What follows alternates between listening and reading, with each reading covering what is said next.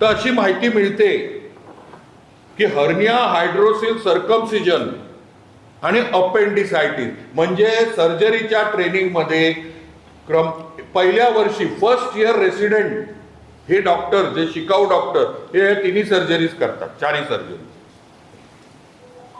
ते तेवढंच ऑपरेशन होतं. पोटाच्या मोठमोठ्या शस्त्रक्रिया, गंभीर शस्त्रक्रिया होत नाहीत. मग त्याच्या कारणावर येतो मी, का होत नाही. ऑर्थोपेडिक सर्जन आहेत, पण फ्रॅक्चर आणि जुजबी ज्या अस्थिव्यंग सर्जरीज आहेत किंवा काय त्याला सर्जरी म्हणता कामा नये. हाडं जोडणे, प्लास्टर वगैरे एवढंच काम होतं. कारण दाखवण्यात येतं की सी आर्म नावाचं जे इक्विपमेंट आहे ते नाही आहे. ॲनेस्थेटिस्ट आहेत, ऑर्थोपेडिक सर्जन आहेत, बरेच ऑपरेशन होऊ शकतात.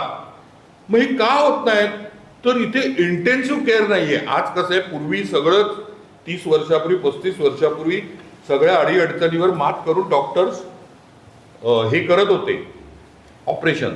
आता तो काळ नाही आहे. आता ऑपरेट झाल्यावर पोस्ट ऑपरेटिव्ह केअरसाठी इंटेन्सिव्ह केअरमध्ये ठेवलं जातं.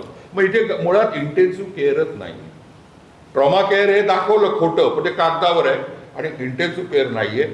कारण इंटेन्सिव्ह केअरचा जो आत्मा असतो, doctor, physician, MD internal medicine, तो नाही आहे.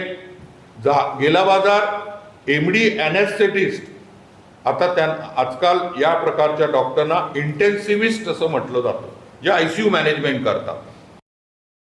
बरं, इंटेन्सिव्हिस्ट कोर्सेस आहेत 2-2 वर्षाचे डिप्लोमा, त्यांनाही आणू शकले नाहीयेत.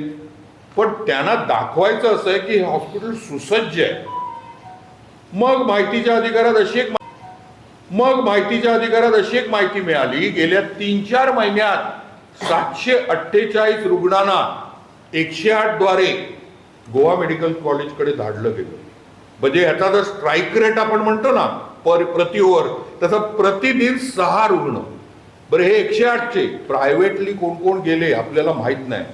म्हणजे मिनिमम कमीत कमी 6 रुग्ण प्रतिदिन. ही नामुष्की आहे. आणि नामुष्की आरोग्य यंत्रणेवर आहे आणि स्थानिक आमदारावर आहे आणि पालकमंत्र्यांवर आहे. जे पालकमंत्री आज सातत्याने असं दाखवत आहेत. आजचं का कालचं स्टेटमेंट मी वाचलं, मी घरातच टाळ्या वाजवल्या की आता शाळांमध्ये AI च्या माध्यमातून आम्ही शिक्षण देणार. वा वा, म्हणजे चायनाच्याच बरोबर तुम्ही आला. अरे पण मग आरोग्य यंत्रणेचं काय? शिक्षणाचं जर आम्ही काढायला करणारच आहोत, शिक्षणाचा पंचनामा होईल, पण पहिलं काय येतं, आरोग्य.